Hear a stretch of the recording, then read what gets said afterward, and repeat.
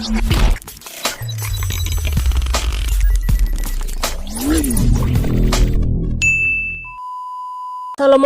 warahmatullahi wabarakatuh. Kembali lagi bersama saya Ahmad Bayhaqi. Nah, baik teman-teman, di video kali ini kita akan membahas tentang trigonometri. Nah, melanjutkan pertemuan yang kemarin. Nah, di sini kita akan membahas tentang rasio atau perbandingan trigonometri pada segitiga siku-siku. Nah, materinya seperti apa, pembahasannya seperti apa, langsung saja. Nah, di sini kita akan paparkan dulu tujuan pembelajarannya. Yang pertama itu memahami rasio atau perbandingan trigonometri. Nah, jadi rasio perbandingan trigonometri itu nanti ada sin, ada sinus, kosinus, tangen, sekan, kosekan, sama kotangen pada segitiga siku-siku. Nanti yang dimaksud sini itu seperti apa sih, akan kita bahas. Kemudian menghitung rasio atau perbandingannya, nilai atau kalau ini mah. Yang ketiga itu menyelesaikan masalah menggunakan rasio atau perbandingan trigonometri. Nah, jadi ada masalah otentik nanti akan kita bahas. Nah, yang perlu ditekankan di sini nih, harus fokus dan konsentrasi nih, karena ini menyangkut dengan definisi itu sangat penting, nanti jangan sampai salah konsepsi. Nah, jadi perbandingan trigonometri pada segitiga siku-siku ini, nah yang dinamakan sinus atau sin alfa itu sisi di depan sudut.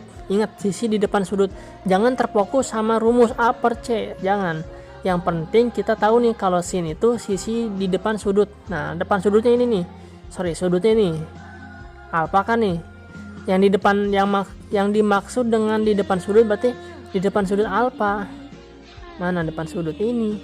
Jadi ini depan sudutnya nih. Depan sudutnya. Depan sudut per sisi miring. Sisi miringnya mana? Yang ini, sisi miring ini. Sisi miring. Nah, jadi kalau dilihat berarti ini A per C sin. Jadi jangan dihafal rumusnya.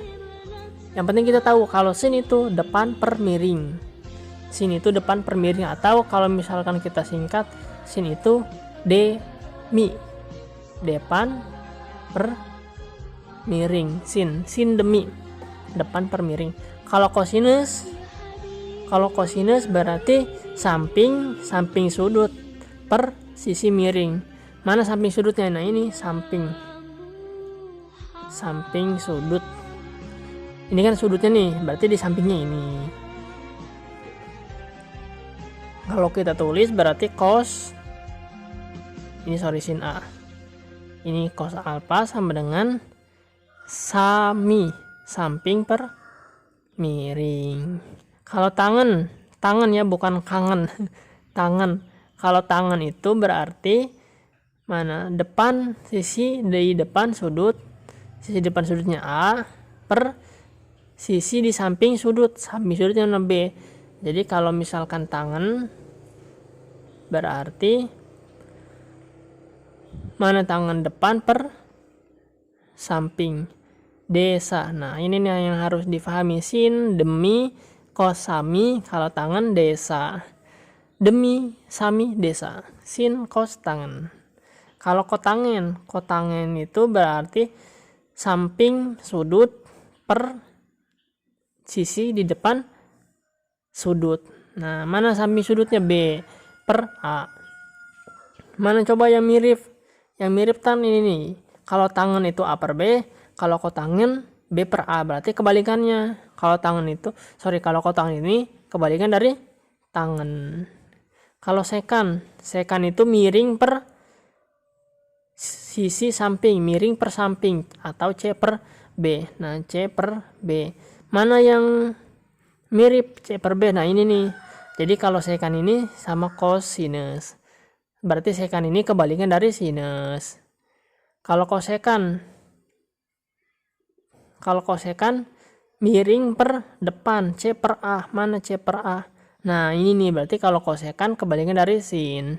Seperti itu. Yang penting kita tahu nih. Yang ininya aja nih, sin, cos, tangen, harus paham. Jadi mana yang dimaksud depan sudut, samping sudut, sama miring. Jangan terfokus sama A, B, atau C-nya. Atau contoh lain nih. Misalkan saya punya segitiga. Siku-siku di sini, sudutnya di sini. Sudut A misalkan. Terus ini panjangnya 3, ini 4, ini 5. Kalau misalkan sin A, sin alfa. Sin alfa berarti mana? Sin itu depan mana? Depan per miring. Depannya mana? Depan sudut. Berarti kan ini nih 3 per miringnya 5. Gitu. Kalau cos alfa berarti cos, kalau cos samping miring. Nah, berarti kan yang di sampingnya ini. Sampingnya 4 per 5 dan seterusnya. Oh iya, satu lagi deh, tanggung. Kalau tangan alfa, kalau tangan kan depan per samping desa, berarti 3 per 4. Nah, gitu. Lanjut. Nah, untuk penulisan harus kita pahami. Nah, kayak tadi yang sudah disampaikan, kalau sekan ini kebalikan dari cos, 1 per cos. Kalau kosekan 1 per sin, kebalikannya. Kalau kotangen itu 1 per tangen. Nah, terus ini nih, tangen itu didapatkan dari sin per cos, tangen sin per cos. Kalau kotangen berarti kebalikannya, tinggal kita balik saja, cos per sin. Nah, nanti ada contohnya. Nah, ini nih contoh nih. Misalkan diketahui segitiga siku-siku di C. Nah, panjang sisi A-nya akar 5 satuan dan panjang sisi B-nya sama dengan 2 satuan. Jika sudut BAC sama dengan alfa, tentukan nilai ke-6 perbandingan trigonometri. Nah, kita tahu nih mana panjang sisi A. Kalau sisi A berarti lihat sisi A itu. Nah, ini kan titik A nih, berarti kalau sisinya yang ada di depannya. Nah, yang ada di depannya berarti kan ini BC. Berarti A sama dengan akar 5. Kalau sisi B, lihat. Nah, ini kan titik B nih. Berarti kalau sisinya yang ada di depannya. Nah, mana? Ini yang ada di depan B. Ini sisi A tuh, ini sudutnya. Kalau sisi A berarti sisi yang ada di depan titik A. Kalau sisi B berarti sisi yang ada di depan titik B. Ini. Kemudian, nah, untuk mencari perbandingannya, kita cari tahu dulu nih panjang C-nya berapa. Ingat pakai segitiga Pitagoras. C kuadrat sama dengan A kuadrat tambah B kuadrat sama dengan A kuadratnya. A-nya berapa? Akar 5. Akar 5 kita kuadratkan. Tambah B-nya berapa? 2 kita kuadratkan. Akar 5 dikuadratkan, akarnya hilang, tinggal 5. 2 dikuadratkan, 4. 5 tambah 4, 9. Ini C kuadrat. Berarti kalau C akar dari 9 sama dengan 3. Berarti C-nya itu sama dengan 3. Tinggal kita cari perbandingannya. Perbandingannya kalau sin, tadi ingat, sin itu mana? Depan per miring. Mana depannya? Ini nih, ini sudutnya kan, berarti kalau di depannya akar 5. Akar 5 per mana miringnya? 3. Ini sin alfa. Kalau cos alfa sama dengan kalau cos samping per miring. Sampingnya mana? Ini samping nih, samping sudutnya, di samping sudut. Sampingnya berarti 2 per miringnya berapa? 3. Sekarang tangan. Kalau tangan itu depan per samping. Tulis dulu. Depan per samping sama dengan depannya mana? Depannya akar 5 sampingnya 2. Atau kalau misalkan mau kita rubah jadi 1/2 akar 5. Begitu. Untuk mana? Ini kan baru sin alfa, cos alfa sama tangen. Untuk kotangin alfa, sekan alfa sama kosekan alfa. Coba teman-teman cari nih. Oke? Nah, ini untuk contoh yang pertama. Lanjut. Nah, ini rangkuman nilai-nilai perbandingan trigonometri pada sudut istimewa. Nah, kalau sudut istimewa itu ada 0 derajat, 30 derajat, 45 derajat, 60 derajat, sama 90 derajat. Nah, yang perlu teman-teman perhatikan ini, lihat nih, gampang cara menghafalnya. Kalau sin itu naik, sin itu nilainya naik. Nah, dari 0, setengah akar 2, setengah akar 3, sama 1. Kalau cos itu kebalikannya, turun. 1, setengah akar 3, setengah akar 2, setengah, sama 0. Kalau tangen itu kan itu tadi apa, sin per nilai sin per cos. Nilai sin per cos. Sin 0 per 1 berarti kan 0. Ini 30, setengah dibagi setengah akar 3. Berarti kan setengahnya coret, jadi 1/3. 1/3 nanti di rasionalkan jadi 1/3 akar 3. 45 sin per cos, setengah akar 2 dibagi setengah akar 2, sisanya 1. 60 setengah akar 3 dibagi setengahnya coret, tinggal akar 3. 90 itu tidak ada karena 1/0 tidak terdefinisi. Gitu. Ini sih yang sering keluar, yang sering dipakai. Kalau ini tinggal kebalikannya. Kalau kotangin itu tadi apa? Kotangin 1/tangen. Kalau sekan 1/cos. Kalau kosekan 1/sin. Seperti itu. Lanjut. Nah, coba nih contoh nih. Nomor hitunglah tangen 30 tambah tangen 45. Yang A dulu nih.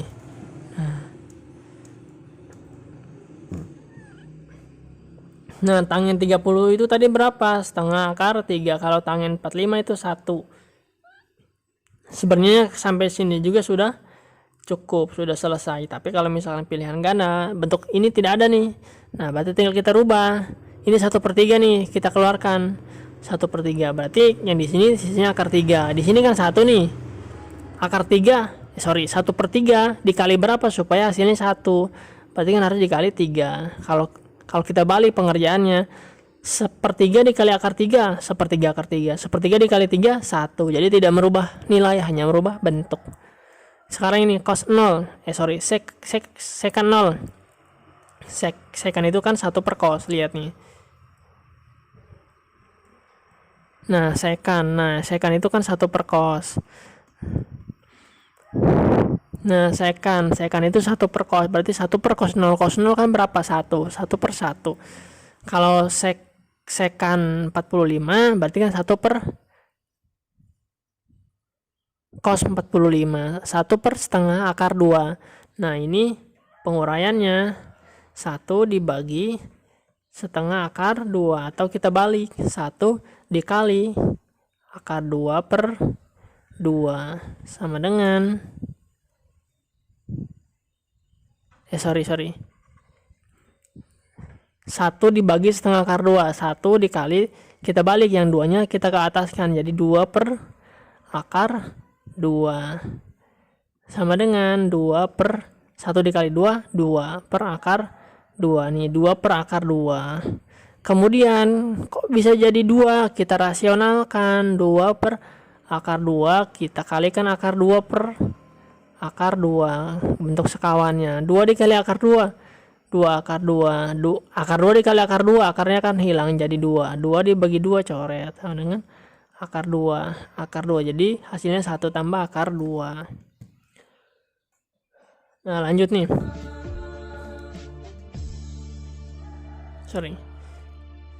Tunjukkan bahwa sin kuadrat 45 tambah cos kuadrat 45 sama dengan 1. Tinggal kita uraikan saja. Sin kuadrat 45 tambah cos kuadrat 45 sama dengan 1. Bener enggak ini? Tinggal kita uraikan. Sin kuadrat 45 tambah cos kuadrat 45 sama dengan sin 45 berapa? Setengah akar 2 kita kuadratkan tambah cos 45 setengah akar 2 kita kuadratkan. 1/2 dikuadratkan jadi 1/4. Jadi gini caranya, 1 dikuadratkan 1, 2 dikuadratkan 4. Ini sekarang akar 2 kita kuadratkan, akarnya hilang, tinggal 2 kita tambah. Ini juga kan sama, berarti 1/4 kali 2 dibagi 4 berarti kan 1/2. Ini bisa kita sederhanakan atau. Nah, tambah ini juga sama kan, setengah tambah setengah 1, terbukti. Nah, untuk yang B nya coba teman-teman buktikan gitu. Lanjut.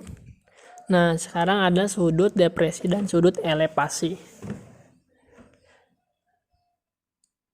Nah, yang dinamakan sudut elevasi itu adalah sudut yang dibentuk oleh arah horizontal dengan arah pandangan mata pengamat. Jadi kalau elevasi itu, ini misalkan mata pengamat nih, nah lurus ke objek, sudut elevasi.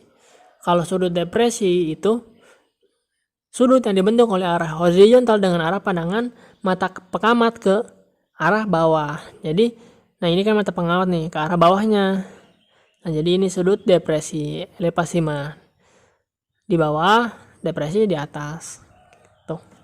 Kalau misalkan ini mata pengamatnya ada di bawah. Contohnya, nah sebuah pohon berjarak 100 meter dari seorang pengamat yang tingginya 170 cm. Apabila pucuk pohon tersebut dilihat pengamat dari sudut elevasi, ini jangan 60 deh, 45 aja biar gampang. 45 derajat, tentukan tinggi pohon tersebut. Nah, kalau misalnya kita gambar, gimana gambarnya? Nah, misalkan seperti ini nih. Kalau misalnya kita gambar bentuknya, nah ini ada pohon nih. Ini ada pohon. Kemudian ada pengamat orang atau nih. Kemudian tinggi pengamat itu berapa? 170. Ini 170 cm. Terus jaraknya dari mata pengamat ke pohon itu sama dengan 100. Kemudian sudut elevasi itu kan dari mata pengamat ke atas. Nah ini berapa? 45 derajat. Nah tentukan tinggi pohon, berarti kan tinggi pohon itu ini ya. Nah ini kita misalkan X deh. Yang diketahui 45 derajat. Lihat ini nih, depan sudut per samping sudut. Depan per samping itu apa? Depan per samping sama dengan tangen kan ya. Tangen berapa di situ? 45. Depannya berapa? Kita misalkan tadi X, sampingnya ini 100. Tangen 45 berapa? 1. Berarti nilai X-nya sama dengan 1 dikali 100. 100. Yang ditanyakan tinggi pohon.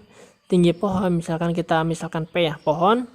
Berarti kan yang ini yang kita cari tadi X ditambah ke bawahnya itu tinggi pengamat.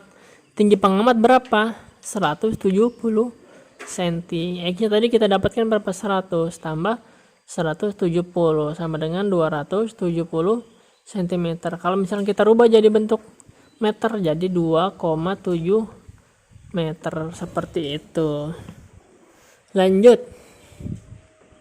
Nah, nanti ada latihan soal nih, coba teman-teman kerjakan atau nanti kita bahas di pertemuan lewat Zoom. Nah, mungkin itu saja yang dapat saya sampaikan, kurang lebihnya mohon maaf. Wassalamualaikum warahmatullahi wabarakatuh.